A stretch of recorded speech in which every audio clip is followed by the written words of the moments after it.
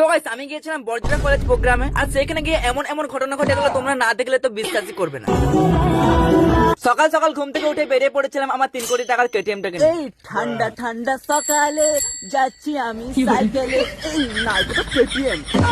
তো যাই হোক আমি এখানে এসেছিলাম ভিডিও আপলোড করতে, আর তার থেকে বড় কথা পূর্ব পশ্চিম উত্তর দক্ষিণ সারা কোনো দিকেই সূর্য ওঠে। হ্যাঁ তাই আর কি ঘরে গিয়ে মায়ের কাছে বললাম আজকে গা ধুবুনি। প্রতিদিন যদি গান না ধুস তোকে কেউ বিয়ে করবে না।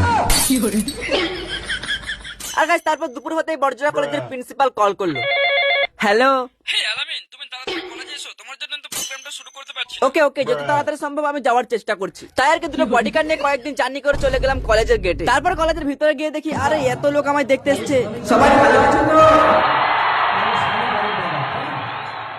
এত কাছে স্টেজে বেশ কিছুক্ষণ বক্তব্য দিলাম আমি। তারপর আমার একটা বান্ধবী গান গাইছিল, আর আমাকে একটা সুন্দর চেয়ার দিয়ে বললো স্যার এখানে বসুন। তো চলো আমি এখন গান শুনি।